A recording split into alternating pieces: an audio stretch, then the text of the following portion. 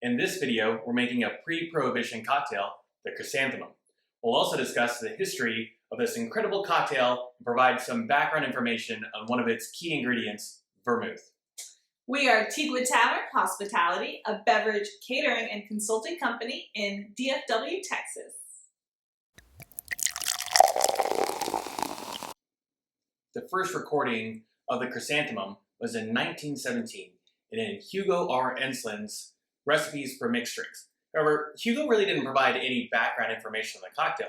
So for that, we have to look to Henry Craddock's 1930 masterpiece, the Savoy Cocktail Book. There, he states that the Chrysanthemum was, quote, well known and very popular in the American bar of the SS Europa. The SS Europa was a German cruise liner in the 1930s that was one of the fastest ships to cross the Atlantic Ocean. Wealthy Americans could jump aboard and avoid dry America and instead enjoy a chrysanthemum on their way to Europe.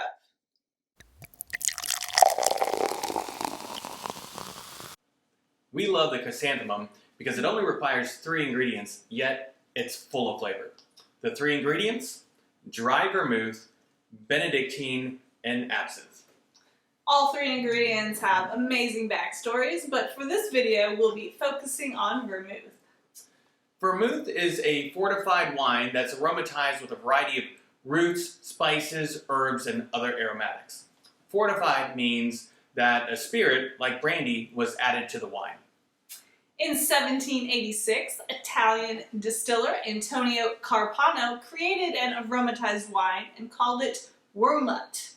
While aromatized wines have been around since 6200 BC, Carpano is credited with creating this incredibly complex and high-quality infusion that was available for the general public for the first time.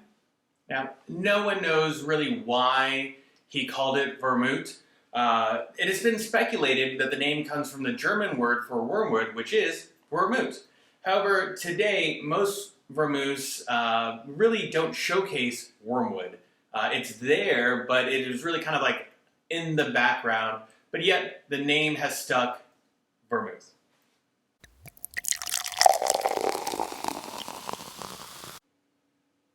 To understand vermouth's importance, we began in the 1860s. In 1862, Jerry Thomas published the world's first cocktail book, Bartender's Guide. In that book, Thomas suggests that aromatized wine should be savored, hence drinking vermouth straight. Now, in 1891, William Schmidt's The Flowing Bowl lists dozens of cocktail recipes using vermouth, but most of those recipes were all vermouth, with just a dash of something like maraschino, absinthe, or fernet. According to the old Waldorf Astoria bar book, over half the cocktails known before World War I had vermouth as an essential ingredient.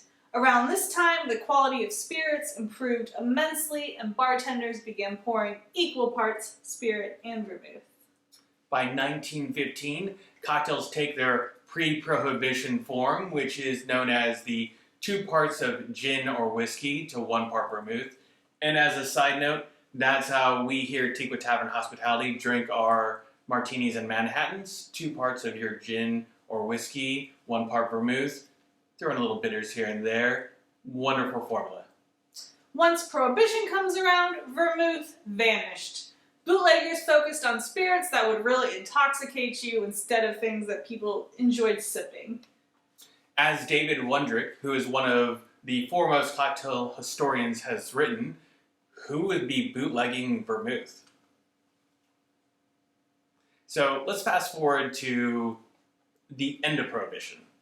After signing the 21st Amendment, President Roosevelt said, "What America needs right now is a drink." Then he poured himself a martini with 2 parts gin and 1 part vermouth.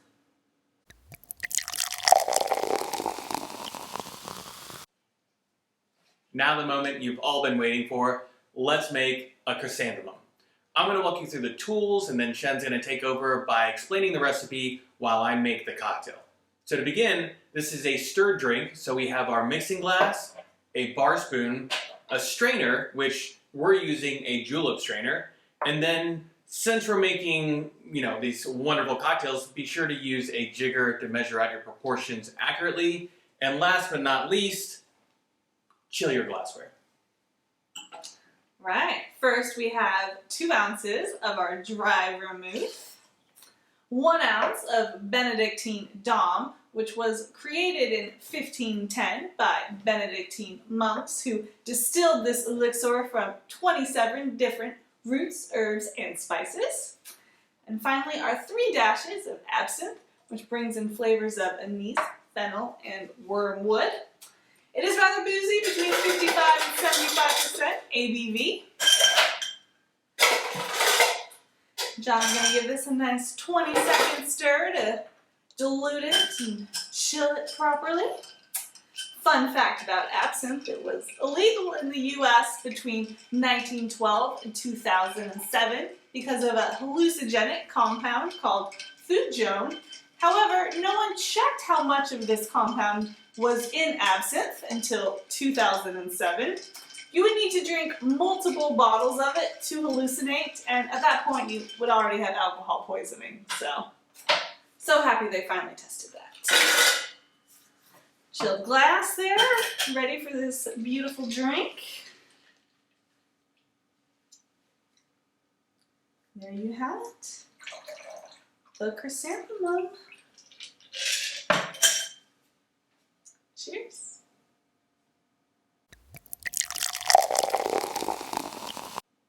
We hope you enjoyed learning about the chrysanthemum and its key ingredient, vermouth.